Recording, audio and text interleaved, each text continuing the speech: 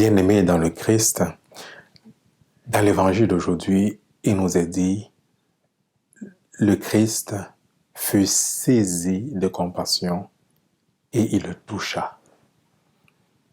Dans ce récit de la guérison du lépreux, le Christ se laisse rejoindre par la souffrance du lépreux, par sa douleur, par son état physique. Oui, le Christ est saisi de compassion.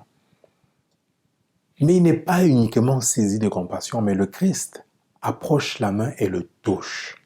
Il le touche. Il y a ici un mouvement de l'intérieur vers l'extérieur. Oui, il est saisi de compassion intérieurement. Il est saisi au plus profond de ses entrailles. Et cela l'engage. Cette compassion n'est pas seulement au niveau du cœur, mais ça passe du cœur aux mains. Le Christ touche.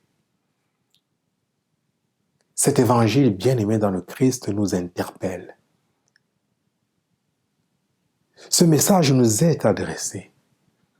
Laissons-nous saisir de compassion pour l'humanité, pour le monde, pour la société, même pour nos ennemis.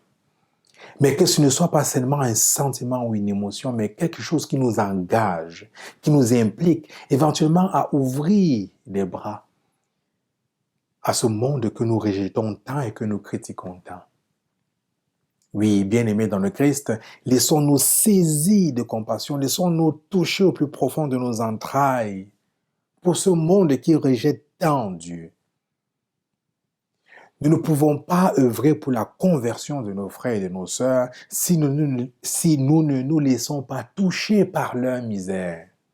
Oui, parce que nous sommes conscients de la misère du monde, parce que nous nous laissons saisir et toucher par ces personnes qui inconsciemment rejettent le Christ, et même par nous-mêmes, de temps en temps, lorsque nous refusons l'amour du Christ. Oui, laissons-nous saisir par la misère du monde, par les injustices, par toutes les formes de souffrance, mais que cela ne reste pas des mots, des paroles ou des sentiments, mais que cela nous engage.